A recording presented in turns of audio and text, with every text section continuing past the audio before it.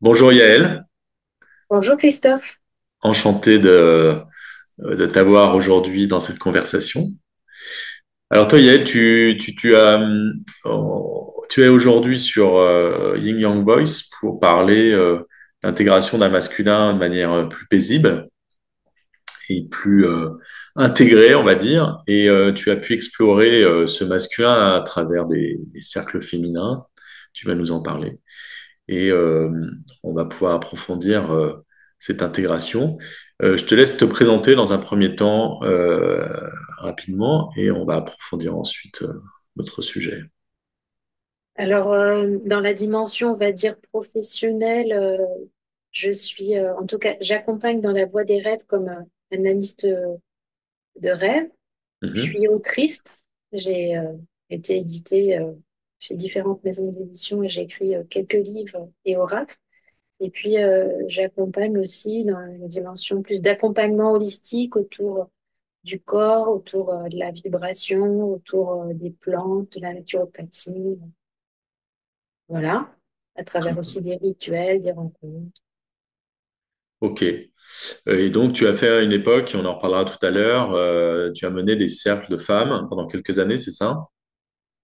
Alors, pendant un peu plus d'une quinzaine d'années, je me suis lancée sur le chemin des femmes et du féminin à travers des rencontres, des stages, des cercles, des animations pour faire saisir, comprendre, partager sur tout ce qui est l'énergie du féminin, D'accord, orienté vraiment avec les femmes pour les femmes. très bien. Et après, tu as réintégré le masculin et c'est ce dont on va parler dans cette conversation. Oui. Alors, qui était Yael quand elle était petite et dans quel environnement tu as évolué? Alors, quand j'étais petite, j'habitais à Paris. Maintenant, j'habite dans le sud. Mhm. Euh, J'étais une enfant plutôt rêveuse et déjà dans un univers assez poétique. Ouais, Euh, j'ai une sœur et puis assez tôt, en fait, comme j'étais dans mon univers à moi, j'ai décroché des études. Et ça a été un peu un questionnement pour mes parents. Et je me suis mis tout de suite à travailler. J'ai été dans l'univers du travail. Et ouais, comme j'avais une sensibilité au monde des enfants, des livres, de prendre soin des enfants, j'ai commencé à travailler dans l'animation. Et puis là, des adultes, puisque j'étais toute jeune, m'ont proposé de me reformer, mais par la voie professionnelle. Et je suis rentrée dans la voie pour être éducatrice de jeunes enfants. Et puis d'accord, ça a ouvert un chemin qui m'a amenée aujourd'hui à des portes qui se sont ouvertes l'une et l'autre. C'est beaucoup des rencontres qui font que voilà, là, j'en suis là aujourd'hui. d'accord. Donc, tu as été éducatrice de jeunes enfants. Tu t'es Oui. occupée d'enfants en crèche? Oui, mais j'étais dans l'univers des crèches parentales. Ce sont des crèches où il y a une Ouais. collaboration parents-professionnels. Et comme aussi très jeune, je m'intéressais à tout ce qui était les plantes, je m'intéressais à l'alimentation, je m'intéressais à tout ce qui était les médecines, on va dire, alternatives. J'avais 17 ans. Euh, je suis passée par une rencontre à faire des études de naturopathie. Et D'accord. après, j'ai été mère et en étant mère, je me suis questionnée de comment j'allais accompagner mes enfants. Mhm. J'ai migré dans le sud et puis ça m'a amené à l'univers des doulas, tout ce qui est l'accompagnement des femmes pendant la grossesse, le jour de l'accouchement et après. D'accord. Pareil, c'est toujours des rencontres, hein, vraiment Oui. des choses qui amènent. C'est comme un fil qui se tire, qui se déploie. Et puis j'ai ouvert la porte de ma maison, j'ai commencé à accompagner voilà, des femmes, mais en écoutant leurs histoires, en leur donnant la main, en prenant soin d'elles. C'est devenu après des cercles. Et puis comme j'écris depuis que je suis toute petite, j'ai commencé à écrire. Et puis là, on m'a invité à écrire un peu plus. D'accord. Et c'est devenu des livres. Et c'est devenu vraiment tout un... Oui, tout un... Comment dire? tout un univers Alors, où il y a toutes ces choses. Ouais. t'as commencé à accompagner des femmes enceintes.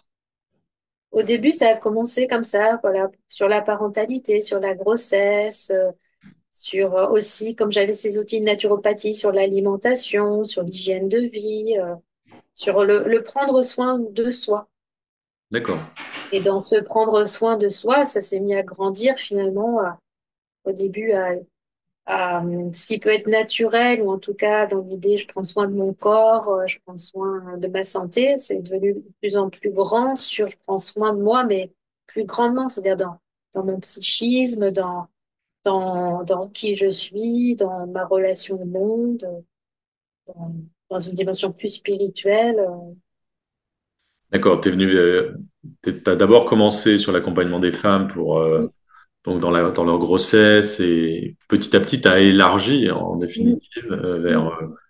euh, vers des choses plus larges, plus pour la femme. Et est-ce que, qu'est-ce que tu as découvert dans un premier temps chez les femmes qui étaient enceintes, qui t'a donné envie d'aller plus loin euh, dans ces domaines? Euh, Ce que j'ai découvert, en fait, c'est plus finalement un regard, une observation, un questionnement sur la parentalité, sur la relation mère-enfant, sur le lien, donc aussi tout ce qui peut être de l'ordre du transgénérationnel, de cet héritage, et aussi dans cet accompagnement des femmes à valoriser leur, leur place de mère. À les inviter aussi à se défaire des croyances, de penser que ceux qui savent savent mieux qu'elles et que elles, naturellement, elles savent, puisqu'elles sont la mère d'un enfant et Oui, il y qu'il a n'y a beaucoup pas de bonne ou d'injonctions. de mauvaise Ouais. mère. Il y a beaucoup d'injonctions durant la maternité Mm, pour les femmes sur comment faire au mieux pour l'enfant, pour elle, etc. Alors que on oublie effectivement souvent de leur demander, de leur dire de s'écouter quoi pendant mm. cette période qui est la leur. Et donc, tu as commencé à ouvrir cette porte de l'exploration du féminin par la maternité, et après, tu as élargi. J'imagine que tu as dû suivre donc des femmes qui n'étaient pas enceintes. Et sur quel domaine tu as commencé à les accompagner? Alors, c'était plus sur, on va dire, quelque chose qui est l'ordre de la physiologie du corps. Ça va être les cycles féminins, ça peut être autour de la sexualité, ça peut être plus sur euh, des pathologies, en fait, des difficultés autour gynécologiques. euh, et D'accord? après, plus grandement, sur un monde émotionnel, sur sa place, qui je suis, qu'est-ce que c'est que le féminin. D'accord. Donc, tu crées des stages, des cercles de parole. Quels étaient les sujets prédominants qui préoccupaient les personnes qui venaient à toi? Alors, moi, j'ai appelé ça le féminin guérisseur parce que c'était, en fait, en général, quelles que soient, on va dire, toutes ces branches qu'on a évoquées, c'est se prendre soin et c'est de soigner et c'est d'apaiser les parties de soi, aussi bien psychiques que émotionnelles que énergétiques que aussi corporelles, hein, tout ce qui peut être autour du féminin. Et comme j'avais ces outils de la naturopathie, ou en tout cas tout ce qui peut être de l'alimentation, des plantes, ça a commencé aussi comme ça. Et dans les stages, c'était aussi de permettre aux femmes de comprendre leur physiologie, qu'est-ce que c'est qu'être une femme, qu'est-ce que c'est que le féminin, par des choses pratico-pratiques, par des rituels, par de l'art-thérapie, par des partages aussi entre femmes, parce que j'observe et je crois vraiment aussi beaucoup que c'est dans le groupe, dans la relation à l'autre, en écoutant, en partageant, en posant sa parole, il y a des choses qui se réparent. Ça permet aussi de sortir finalement de son isolement ou de penser qu'on est tout seul et de se rendre compte que non, en fait, on traverse tous, on se pose tous des questions, on vit tous différentes choses qui sont similaires. Oui, il y a un effet réparation guérisseur du groupe, ça c'est certain, surtout dans le partage. Mm. Euh, et est-ce que je sais que chaque personne, évidemment, a ses propres blessures, difficultés, besoins, mais est-ce que tu as pu distinguer des tendances dans ces cercles de besoins particuliers des femmes que tu as suivies? Je pense qu'il y a quand même une grande partie qui va être autour en fait de la transmission, de la relation mère-fille, de choses qui ont manqué sur tout simplement sur les cycles, la sexualité, sur les passages de la vie. Aussi tout ce qui va être la comment dire, le lien mère-fille. Mhm. Après, ça va être aussi dans ce fait qu'il y a eu des absences ou des questionnements ou des blessures, de réparer avec son propre enfant ou avec sa propre fille ou ses enfants ce qui n'a pas été. Il y a une autre partie qui va être plus aussi tout ce qui va être la relation à l'homme, Oui. toutes les blessures qu'il peut y avoir autour de l'abus, tout ce qu'il peut y avoir autour des violences Mhm. dans la relation homme-femme. Et puis après, je pense qu'aujourd'hui, ça s'est énormément développé sur le féminin et il y a beaucoup de femmes qui ont envie d'aller explorer à la fois l'énergie, le symbolisme, la relation avec d'autres femmes, la relation avec le féminin. Et ça C'est-à-dire, peut être tout aussi, hein. mhm. Ben, qu'est-ce que c'est le féminin? Qu'est-ce que c'est être une femme? Est-ce que tu as l'impression que ces questions émergent davantage sur l'interrogation autour du féminin? Je ne sais pas si ça émerge plus qu'avant ou pas, mais je pense qu'aujourd'hui, on a plein d'outils de communication qui font que ça a permis de se développer. Euh, mais il faudrait être historien pour voir ce qui est plus ou Mhm. moins. Après, c'est sûr que MeToo ou des événements qui ont été importants sur ces 10 dernières années ont fait émerger beaucoup le féminin, la place des femmes, se questionner sur son propre féminin. Oui. Et puis, il y a eu toute la dimension écologique aussi. Il y a cette fameuse phrase de Pierre Rabhi aussi qui interrogeait aussi sur la place des femmes sur le féminin. Mhm. Je pense qu'il y a plein de pans différents qui sont venus nous interroger sur la place des femmes et du féminin. Alors justement, depuis, toi, tu as démarré il y a 15 ans l'accompagnement des femmes. Oui. Tu as vu des évolutions, j'imagine, importantes en 15 ans, en particulier ces dernières années avec les événements dont tu parlais et puis les mouvements de type MeToo.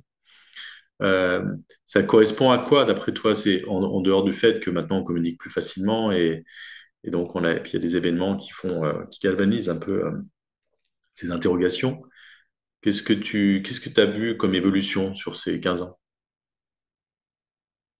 Euh, je pense qu'il y a peut-être une vigilance ou en tout cas une pratique euh, pour les femmes qui se sentent aussi appelées ça, ou en tout cas par le féminin, à être plus dans une conscience de ce féminin et dans se prendre soin, donc prendre soin de son corps, prendre soin de soi, prendre soin des relations.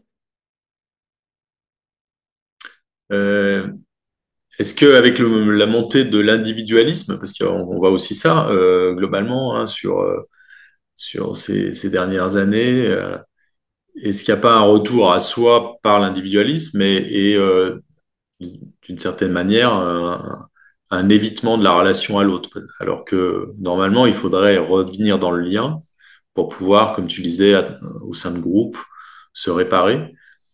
Qu'est-ce que tu as pu observer comme tendance dans ce domaine? Euh, je- alors, je sais pas si je pourrais dire observer tendance, mais je pense que c'est le grand questionnement d'aujourd'hui, ça. C'est-à-dire qu'à la fois, il y a l'émergence du féminin et du prendre soin, mais parallèlement, il y a une grande montée de l'individualisme et aussi des injonctions d'être la meilleure version de soi-même Oui. et qui nous coupe des autres. Et Mm. je pense que le Covid, toute cette période-là, a créé, je pense, encore plus quelque chose qui nous coupe des autres. Et là, moi, je me sens plus dans un engagement sur euh, cette forme de, de nous rassembler, en fait, de collaborer ensemble, de créer une unité. Mhm. Mais c'est peut-être une vision, dire,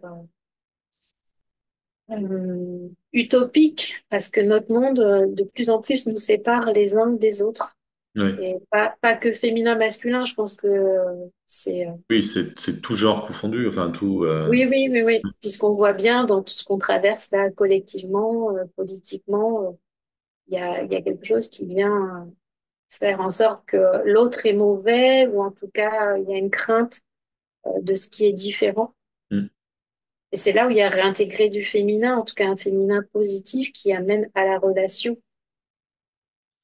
Oui, c'est les grandes tendances du yin et du féminin, c'est le lien, c'est la relation à l'autre, c'est prendre Mm, soin, c'est collaborer. Ça, mm, c'est plutôt yin que yang. mm. Et pendant ces 15 ans, tu me disais que tu as commencé à une sorte de mutation vers plus de masculin. Ouais, explique-nous comment toi t'es venu à ça, alors que tu as passé beaucoup de temps à accompagner uniquement des femmes. Alors déjà, c'est des lectures, c'est le hasard qui a fait que j'ai découvert des livres où c'était des femmes avec d'autres femmes qui s'interrogeaient sur ce masculin. Et à ce moment-là, je me suis dit tout simplement, ben, je me suis jamais tellement penchée sur mon masculin intérieur. Mhm. Ma relation aussi avec l'homme, elle est difficile. En tout cas, j'ai souvent été dans des appréhensions. Oui. Et là, tout d'un coup, c'est comme si j'ouvrais un espace que j'avais jamais ouvert. Mhm. Et là, j'ai commencé, parce que j'écris, donc j'ai commencé à écrire, j'ai commencé à explorer tout ce qui se passait à l'intérieur de moi, et puis à regarder aussi ce qui se passe à l'extérieur. Et je me suis orientée plus sur l'inconscient. Donc j'ai repris des études et je me suis orientée sur la psychanalyse. Au début, j'étais partie dans un champ plus freudien, lacanien, mais ça me correspondait pas. Je connaissais Jung, Carl Gustav Jung de nom. Ouais. Et là, j'ai découvert une école, une formation qui, Mhm. par la voie des rêves, parle de tout l'enseignement de Jung.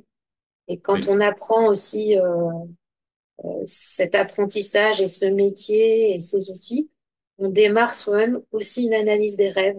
Et Mhm. donc, en explorant mon inconscient, euh, là, c'est la boîte de Pandore qui s'est ouverte et qui est venue ouais, me bousculer. Alors, pas fortement, hein, pas Ouais. violemment, parce que ça va à la vitesse de ce qui est possible pour soi. Ouais. Et là, je suis venue, voilà, à la fois m'interroger, à la fois contempler, à la fois regarder, à la fois soigner ce masculin sous toutes les facettes. Donc t'as ouvert, t'as eu accès à ton inconscient à travers une nouvelle approche qui est l'analyse des rêves, c'est ça? Mhm, T'as mhm, pris conscience aussi avec les concepts de Jung qui parle d'anima, d'animus et mhm, qui a ses propres concepts pour le féminin et le mhm, masculin, évidemment, qui était une approche très intéressante. mhm. Ça t'a ouvert au masculin et ça t'a sensibilisé au masculin et t'as exploré en toi, on va dire, les tendances inconscientes qui lient les deux, quoi, c'est ça?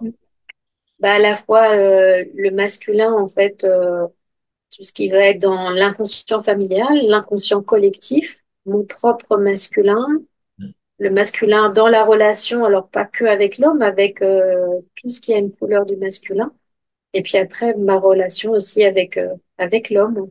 Mhm. Alors, qu'est-ce que tu as découvert à titre personnel que tu peux partager autour de ça? Qui a déclenché ce, cet élan vers plus de masculin?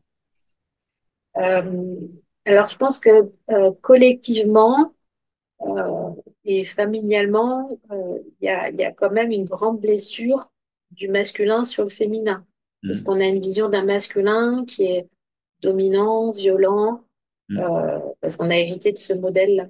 Donc, Oui, je l'ai rencontré à travers mes rêves et aussi combien je le craignais, j'en avais peur, combien il y avait aussi des blessures.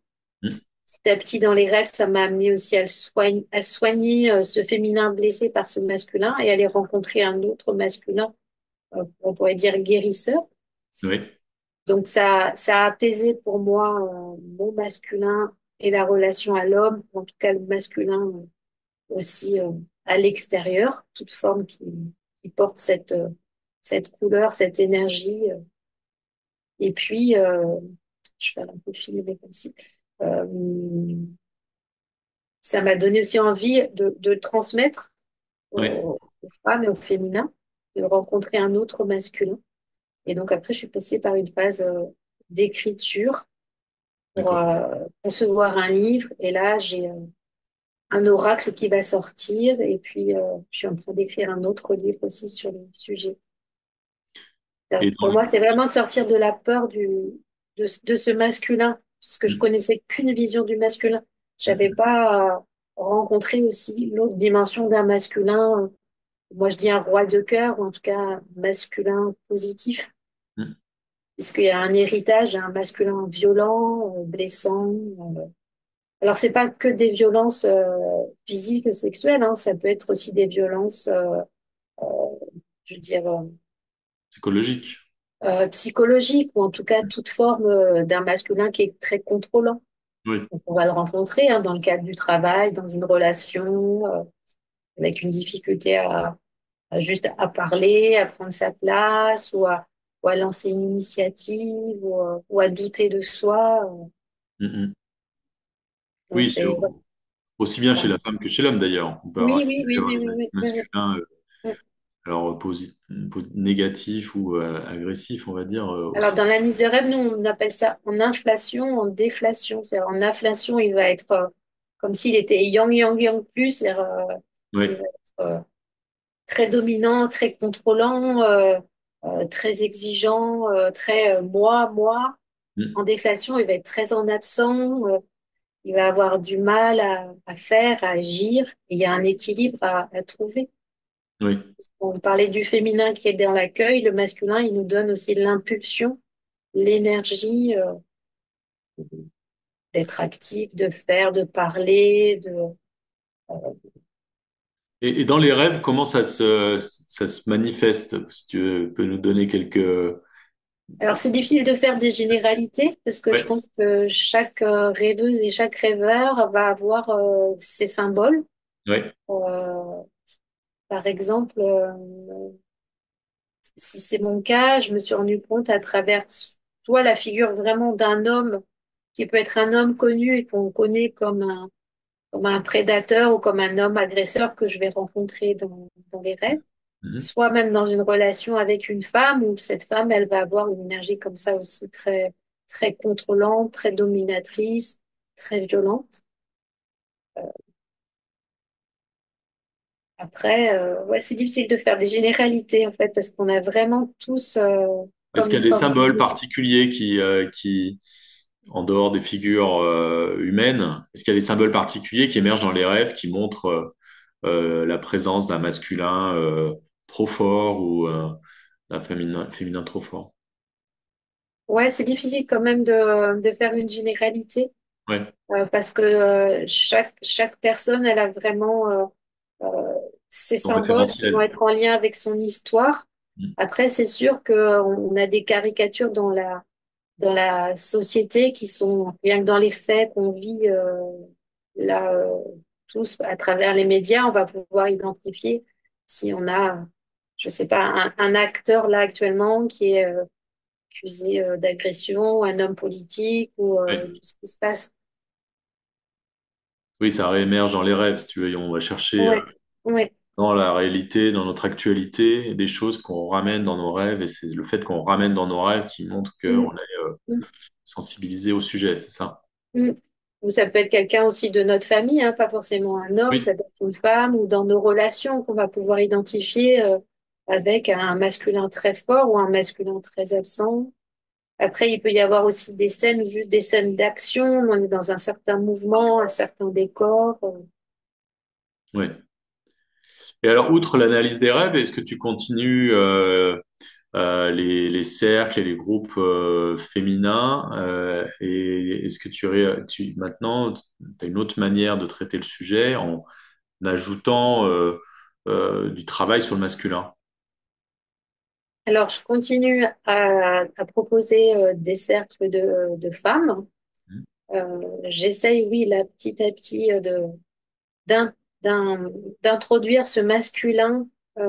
Et j'ai le projet, en tout cas, d'essayer de peut-être même de collaborer avec un homme ou en tout cas avec quelqu'un d'autre pour créer aussi des espaces de rencontre sur ce féminin, ce masculin. Après, j'ai le projet peut-être à travers peut-être des cercles de rêve, pouvoir les partager autour des rêves et rencontrer ce féminin, ce masculin. Et D'accord, puis, je suis dans une phase aussi d'écriture pour un nouveau projet pour parler de ça, de cette alliance du féminin et du masculin. d'accord. Donc, t'as sorti un livre dernièrement sur la réintégration du masculin. Est-ce que tu Mhm. peux nous en dire un petit peu plus et quels sont les concepts, les grands concepts de ce livre et les outils que tu mets à disposition? Alors, au départ, j'avais écrit un premier livre qui s'appelle Le féminin guérisseur, où ça a été vraiment, comme je disais tout à l'heure, des stages, des rencontres, avec plein de propositions pour les femmes pour travailler sur ce féminin guérisseur.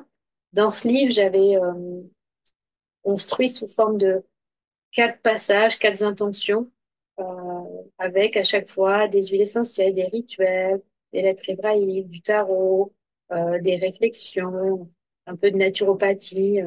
Et ça se répondait l'un l'autre et ça faisait un fil qu'on suit comme ça. Et quand j'ai commencé à aller visiter ce masculin, je me suis dit, bah, ça va être la suite, ça veut dire que ça va être ce féminin guérisseur qui va rencontrer ce masculin de soi. Donc j'ai pris la même trame, c'est-à-dire ce que j'appelle ces 4 portes de la terre à l'eau, au cœur, à la conscience. Et j'ai utilisé les mêmes outils, mais en proposant par exemple une huile essentielle qui a plus une valeur masculine, une lettre hébraïque, un rituel. Et puis pour traverser ces 4 portes, c'est-à-dire passer par d'abord l'ancrage, les racines, ensuite monter dans le monde émotionnel, le monde aussi de la relation avec le cœur, et après aller vers la conscience, et à la fin vers l'union du féminin et du masculin. Mhm. C'est tout un processus à la fois corporel, psychique et énergétique. D'accord. Et en quoi tu penses que la réintégration du masculin dans le féminin est important, toi qui es passé par là? Parce que j'ai le sentiment qu'on ne peut pas vivre que dans une polarité.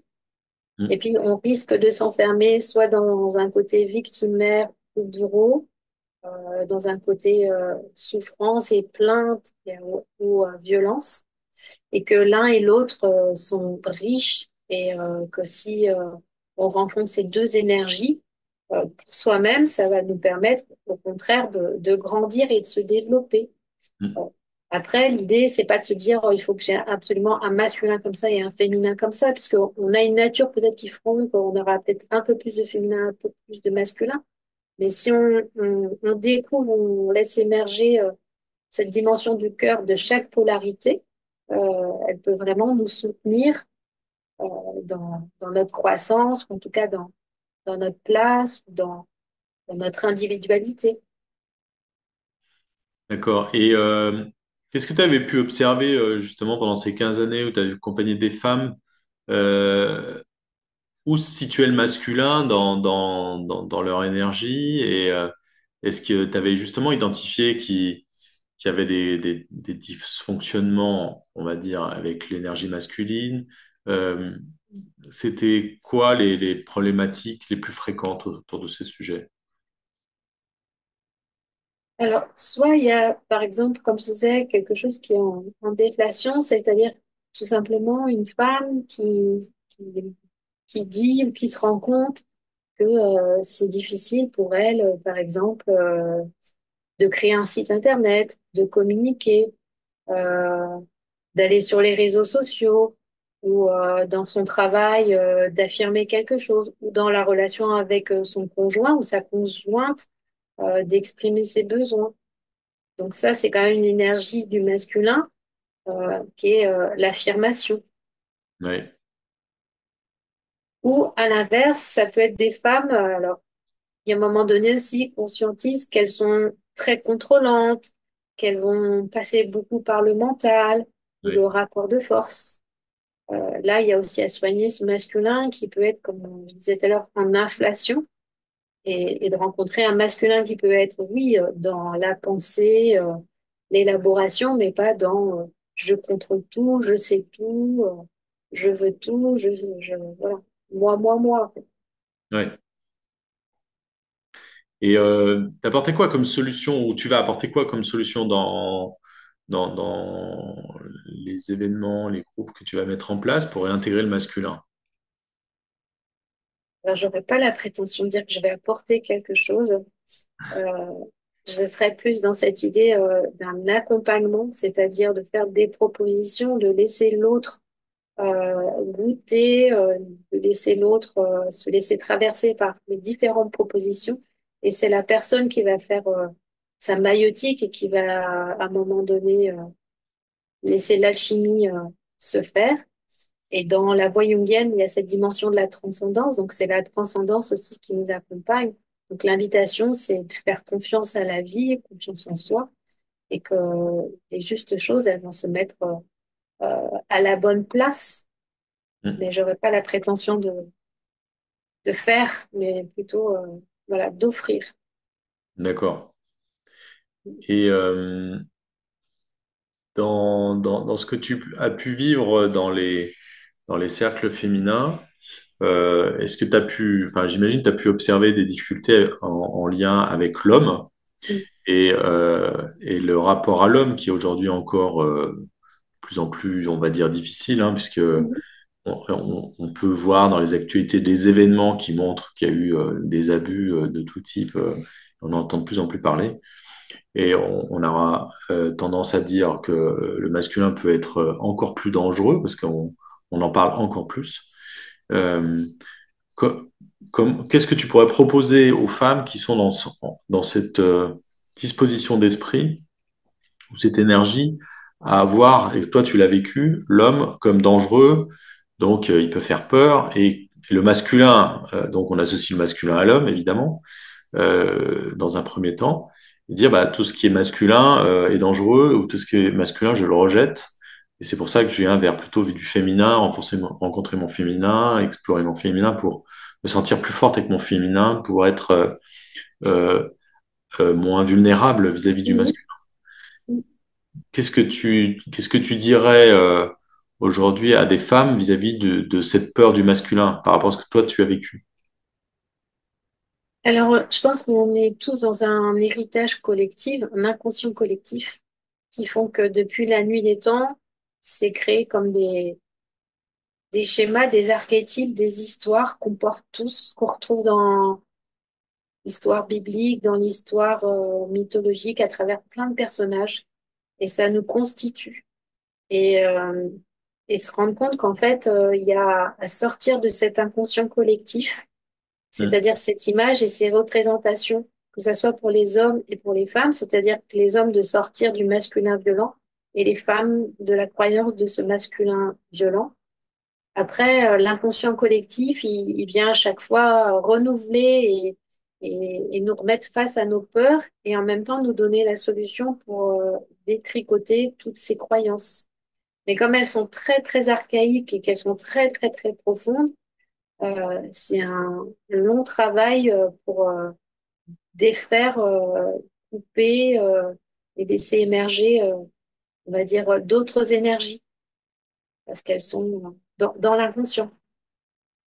Oui. Et d'ailleurs, Jung fait référence aux archétypes, et il y a des archétypes qui sont très féminins ou très masculins qui réincarnent du masculin ultra fort ou Mm. en inflation, comme tu dis, hein, comme le guerrier. Euh, Est-ce qu'il y a des moyens, tu penses, métaphoriques, qui sont en lien avec ce que tu as pu observer dans les rêves, qui pourraient aider les gens à être un peu plus en paix avec l'autre polarité? Bah, de faire une analyse de rêve déjà, tout simplement. Parce que d'aller visiter, travailler et de se laisser accompagner par son inconscient et la transcendance. Après, on fait partie d'un ensemble, donc chaque personne qui à un moment donné va, comme là, se dire, tiens, qu'est-ce que c'est mon féminin, qu'est-ce que c'est mon masculin, qui va être interpellé, va commencer à faire bouger finalement ces structures archaïques. Donc, pour que ça puisse évoluer, c'est chaque personne qui, à un moment donné, à l'échelle de lui-même, va être dans ce désir de réparation, ce désir de sortir de ses identités, qui va collectivement bouger sous cet inconscient. Il faut être nombreux Oui. à la fois, c'est en tant qu'individu dans un ensemble, et si chacun pousse des nouvelles portes, si chacun à un moment donné ouvre son regard, si chacun se dit je ne veux pas de ceci. Bon, je vois bien ce qui nous constitue, mais il existe d'autres formes. Ça va impulser, on va dire, d'autres énergies, d'autres relations. Donc, t'es passé un peu par là. C'est-à-dire, d'abord, euh, t'es d'abord passé par une prise de conscience Mm, et ensuite, tu as commencé à communiquer par mm, l'écriture. mm, mm, Et ensuite, tu accompagnes des mm, gens à travers l'analyse de leurs rêves. mm, Et puis, certainement, donc, mm, par la suite, d'autres des séminaires ou des accompagnements. mm. Euh, On a parlé tout à l'heure de ta prise de conscience par une sorte d'exploration de nouveaux concepts à travers la psychanalyse et en particulier la psychanalyse jungienne. Et Mhm. comment tu as fait pour réintégrer un masculin plus paisible et de lâcher la peur concrètement? Alors, comme je disais tout à l'heure, en fait, il n'y a pas à faire, en tout cas dans cette voie des rêves et jungienne, il y a vraiment un espace à faire confiance, c'est-à-dire à s'ouvrir. Donc là, ça va être du féminin. Hmm. C'est un espace aussi d'observation, de contemplation et, de dialoguer aussi avec toutes les images des rêves. Et la conscience et l'inconscience vont se donner la main et à un moment donné, sans forcément à faire ni d'être coaché, il y a quelque chose dans notre vie du quotidien où ce qui était avant difficile va complètement se dissoudre, où on va avoir nous-mêmes une autre finalement réaction, où on va être traversé autrement. Parce qu'on l'a fait émerger en fait des profondeurs, on le conscientise, et après dans notre vie, on va dire réelle, finalement ce qui était compliqué, tout d'un coup un jour on se dit ah bah tiens, euh, je suis tranquille, ah bah, tout va bien, ou alors on se met à faire ceci ou à pas ressentir cela, parce on l'a fait vraiment sortir du monde des profondeurs, on l'a conscientisé, on l'a verbalisé, on a dialogué avec. Et souvent aussi dans un rêve, ça va se manifester, c'est-à-dire que un- un- comment dire, un- une histoire, un schéma, quelque chose qui est très répétitif dans un rêve, par exemple où on est agressé, finalement on va se retrouver avec cette figure d'un masculin qui nous prend dans les bras, finalement, ou d'un masculin qui nous tend, je sais pas, quelque chose. Et là, on sent qu'il y a un apaisement en fait dans notre inconscient. Et du coup, dans le réel de notre vie de tous les jours, il y a quelque chose qui a bougé. Ce que tu dis, c'est qu'il suffirait d'analyser les rêves et d'en prendre conscience. Par exemple, si régulièrement on a une agression qui revient dans un rêve, euh, le fait de l'analyser, d'en prendre conscience, ça commence, c'est le premier pas vers la résolution du problème, c'est ça? Mais si ça nous faisait encore plus peur, parce que c'est aussi une manière de réagir, il y a des gens qui sont dans l'anxiété, qui ont peur de leurs rêves, comment ils sortent de cette peur? Euh, alors, les rêves, ils n'ont pas pour mission en fait de nous faire du mal. Hmm. Ils vont pas nous mettre dans des situations où on peut pas aller. Donc, de ce qu'on va voir, même si la situation peut sembler cauchemardesque, en Ouais, fait, non, c'est comme si c'est une invitation à aller laisser sortir ce qu'il y a dans ces profondeurs et de dialoguer avec. Et c'est un rêve, on n'est pas en train de faire un stage où on est face à notre peur. On est dans un cadre sécure où on raconte notre rêve à quelqu'un qui va écouter notre rêve et qui va nous donner la lecture des rêves. Donc, il nous donne un message de notre rêve. d'accord. Et c'est un dialogue qui se fait dans le temps, c'est-à-dire que c'est pas juste avec un rêve, c'est vraiment comme c'est une analyse, c'est-à-dire que c'est de séance en séance, de rêve en rêve, et c'est le rêve qui guide, et c'est le rêve qui fait, et c'est le soi, c'est la transcendance qui manœuvre. En fait, nous, on a juste à ouvrir la porte. Euh, Donc c'est sur l'échange au fil du temps, sur mm, l'analyse du rêve entre celui qui exprime son rêve et celui qui écoute, que les mm. choses bougent, c'est ça? Oui, ça se tisse, ça se travaille, ça se met en place. D'accord. Et sous l'angle plutôt du féminin, du masculin, toi, tu interviens que sur ces aspects-là, par exemple sur l'analyse du rêve, ou tu interviens sur différents sujets? Est-ce que tu as cette lecture des polarités uniquement, ou tu interviens aussi sur d'autres sujets? Alors, si on est dans l'univers en fait du rêve, ça ne parle pas que du féminin et du masculin en fait, Sûr. puisque c'est l'inconscient de la personne. Donc, ça va parler de plein de choses qui sont propres à la personne, de Mhm. son histoire à elle.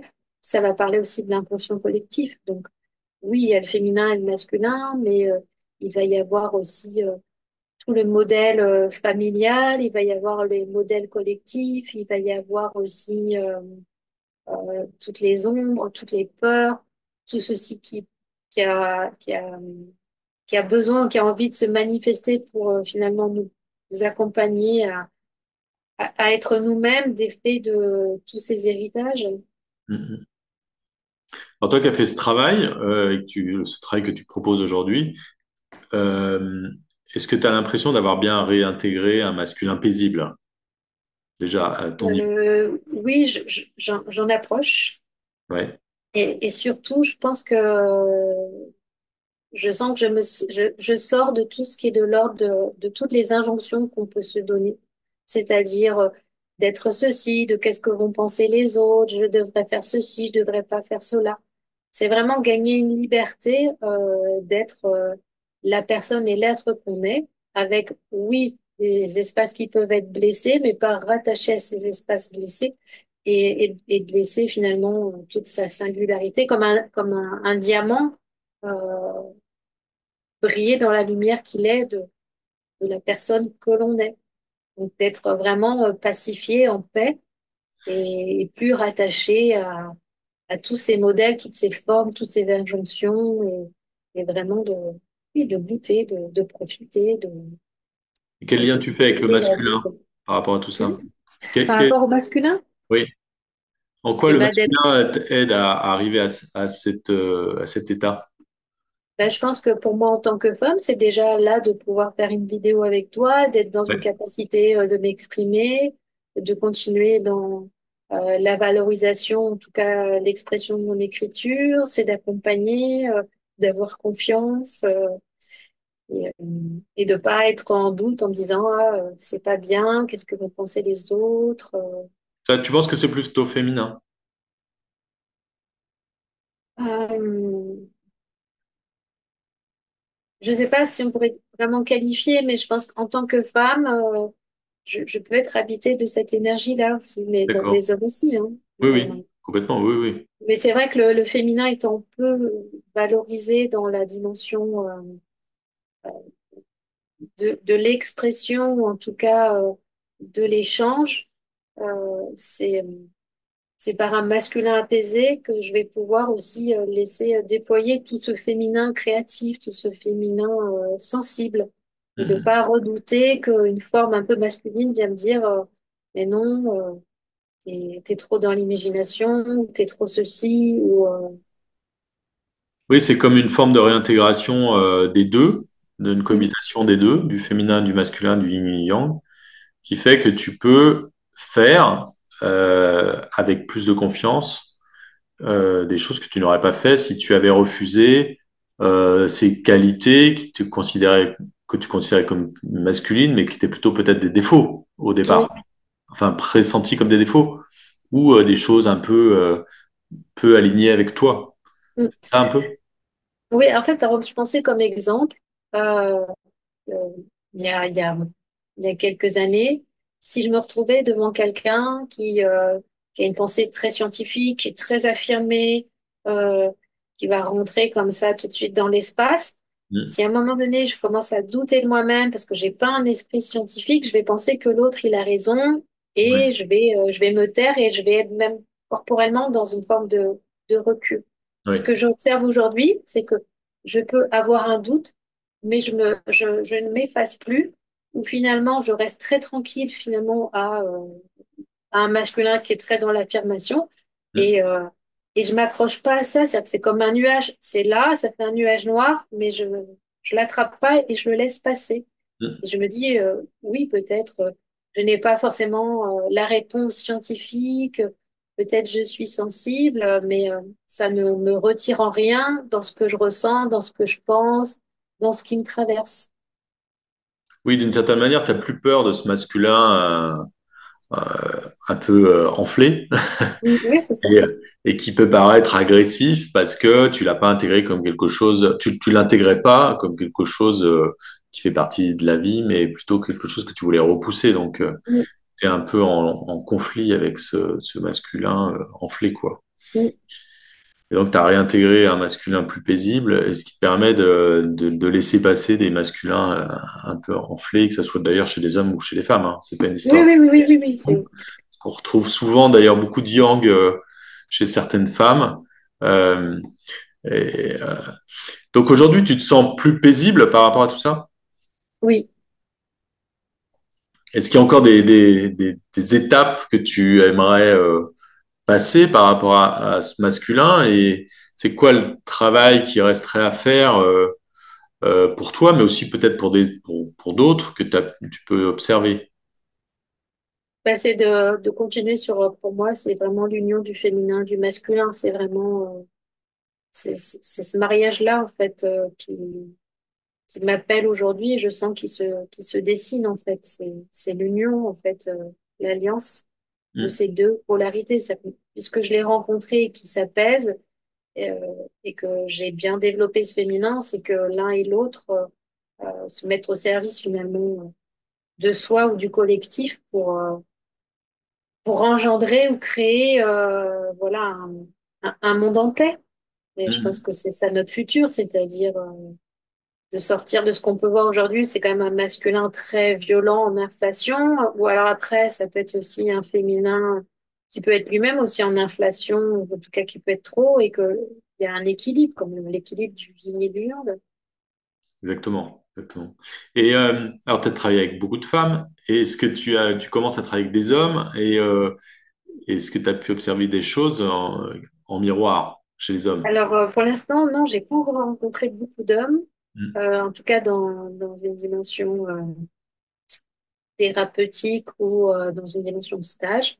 mm. Par contre, voilà, il y a le fait d'être interviewé par toi aujourd'hui. Demain, je vais faire moi-même aussi une interview parce que j'ai aussi Ouais, créé une chaîne d'interview où je vais interviewer un homme aussi qui a travaillé sur le féminin et le masculin. d'accord. Euh, donc voilà, c'est plus des rencontres qui se dessinent Mm, avec des hommes. Et quand c'est avec une femme, en tout cas le féminin, mais qui peut être dans ce féminin très masculin, je sens que je suis très, très apaisée et je rencontre finalement un féminin qui est, comment dire, qui va collaborer avec moi, ou en tout cas on va collaborer ensemble dans un projet mm. où ça sera équilibré. Ouais. Donc, tu n'as pas encore eu, t'as pas encore d'expérience des hommes qui ont besoin de réintégrer du féminin, parce que c'est un peu ce qu'on pourrait dire aujourd'hui, ce qu'on pourrait observer la population masculine, c'est qu'elle est comme elle est souvent encore dans un masculin très fort, enflé, en inflation, comme tu dis. Elle peut être agressive, et Mm, on voit des exemples extrêmes, on va dire. Il y a des hommes qui aujourd'hui intègrent qui acceptent plus de féminin en eux, qu'ils en aient ou pas, ils l'acceptent plus. Et ça leur permet d'être plus en accord et accepter davantage le féminin de manière paisible. C'est la femme de manière paisible et donc aussi améliorer les rapports entre eux. Euh, Ce qui est intéressant, c'est que toi, tu réintègres du masculin chez les femmes et je pense que c'est un mouvement qui doit être fait des deux côtés. Moi, aujourd'hui, j'explore plutôt l'intégration de l'équilibre du masculin chez la femme et de manière à inspirer les hommes et les femmes à poursuivre cette quête d'harmonie dont tu parlais tout à l'heure. Après, je pense que, parce que chez l'homme, c'est aussi son féminin qui peut être aussi, oui, dans une difficulté à prendre sa place ou à laisser émerger son sensible, mais il peut être aussi habité d'un féminin très violent, très contrôlant, qui va aussi le faire souffrir, qui va l'empêcher aussi. Donc, le féminin n'est pas que positif et le masculin négatif, Bien c'est-à-dire qu'il y sûr. a aussi une ombre chez le féminin, chez l'homme comme chez la femme. Ça peut être. C'est quoi un féminin très violent chez un homme? Bah, alors, bon, dans le côté un peu Freud, c'est très castrateur, très coupant, Ouais.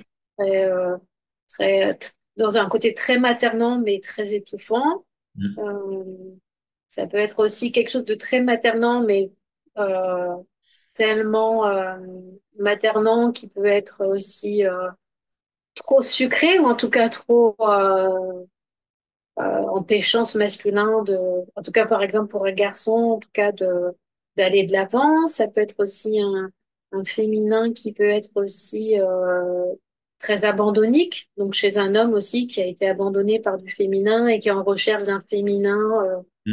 Il y a plein de choses aussi chez l'homme, en fait, qui va se manifester par ce que Jung appelle l'anima, en fait. Parce que sinon, après, on va être dans un côté que le féminin, il est positif et le masculin est négatif. Et je pense que l'un et l'autre, ils ont autant des ombres que de la lumière. Donc, Bien c'est sûr. ça l'équilibre. Oui, c'est les extrêmes qui rendent soit le féminin, soit le masculin, on va dire, toxique. Oui. Et c'est plus on se rapproche de la fusion des deux, plus on est dans quelque chose de très paisible. C'est pour ça que quand on est dans beaucoup d'yin et qu'on va vers du yang, on revient à l'équilibre. Et inversement, que ce soit chez l'homme ou chez la femme, peu importe, effectivement, hein, il y a des hommes très yin et qui manquent de yang et qui ont du mal à passer à l'action, ont du mal à faire, qui ont du mal à être reconnus, et inversement chez la femme qui rejettent le masculin. Donc, du coup, elles sont dans, pareil, l'inaction, dans l'acceptation de tout, et au point qu'elles mettent plus de limites. Donc, tout ça, c'est un équilibre général. Euh, alors, dans tes projets et dans ce que tu veux faire passer à l'avenir, qu'est-ce que tu aurais comme conclusion à partager avec les femmes et les hommes qui nous regardent, qui nous écoutent? Comme conclusion, en tout cas, qui m'habite là fortement là dernièrement, c'est de retourner vers tout ce qui est les sagesses anciennes, de retourner vraiment dans les sources, c'est-à-dire dans les livres anciens, de retourner dans toutes les transmissions qui a déjà été écrites, et pas forcément chercher dans quelque chose d'un futur. J'ai le sentiment qu'on nous a déjà donné beaucoup de sagesse et d'enseignement, Mhm. quelles que soient les traditions, et de retourner à ces racines-là. Euh, alors même si tout à l'heure j'ai parlé qu'elles pouvaient être aussi négatives, il y a aussi plein de lumière dans toutes ces sagesses ancestrales, bibliques, euh, orales, écrites, Mhm. et de continuer, voilà, de me pencher dedans et d'inviter les gens à se pencher dans ce qui est déjà là, en fait. Oui, J'ai le sentiment qu'on n'a pas inventé. En fait, on croit toujours qu'on a inventé le fil à couper le beurre. On croit oui. qu'on a trouvé des tas d'idées, qu'on a un génie, etc., ou que c'est ça.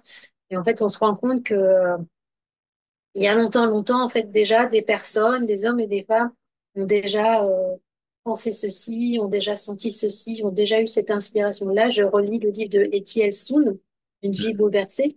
Je me rends compte dans son journal en 1941 ou 42, elle est déjà traversée par des questionnements, des prises de conscience d'elle-même, des choses qu'elle va faire ou pas faire. Et je me dis, ben, c'est fou parce que c'était en 1940.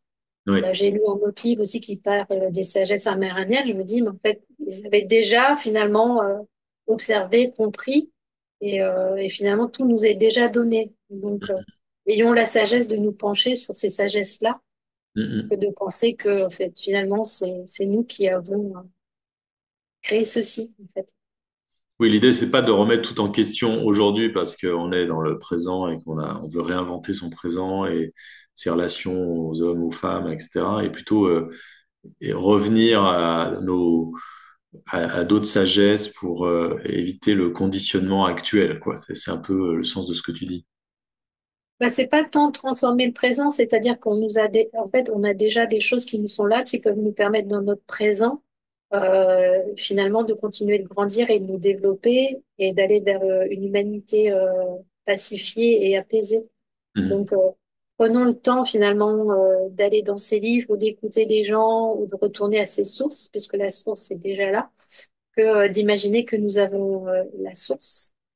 Et, euh, et accordons-nous ces temps-là, en fait, d'écoute ou en tout cas de lecture ou d'apprentissage, et que de se laisser embarquer par notre modernité qui fonctionne avec des algorithmes, qui est toujours dans cette injonction de la perfection, comment dire, la performance, Oui. de, d'être dans un rendement, quelque chose comme ça. En tout cas, moi, j'ai pas envie d'être dans Là, cette c'est très, très perpétuelle. yang pour autant. Alors, là, en fait, ce que tu dis, c'est que en conclusion, c'est que ce masculin, ce yang est un peu trop fort encore. Attention, et si on veut bien aller vers un masculin paisible et bien l'intégrer, il faut pas se laisser aller à se faire encore absorber par un yang trop fort, technologie, euh, Oui, trop de présence et de pouvoir, et revenons avec sagesse, quelque chose de un peu plus équilibré, c'est ça. oui, c'est ça. C'est vraiment se donner le temps, en fait, d'être en contact avec le travail, la labeur, la matière, de laisser le temps, le cycle. C'est très féminin, mais Mm. en étant dans un masculin actif, mais pas Oui. forcément dans une vitesse, c'est-à-dire de faire confiance à nos capacités de réalisation, mais avec un féminin qui va donner du temps au temps. Mm, mm. Oui, c'est alors pour aller au masculin paisible, il faut intégrer correctement du féminin et Mhm. de se laisser quand même tirer dans l'autre sens, Oui, c'est ça. revenir au point du milieu et de l'équilibre. Oui. Bon, ben, merci beaucoup Yael pour Bah, cette merci petit à toi. partage et puis à très bientôt pour À de bientôt. aventures. Merci. Merci.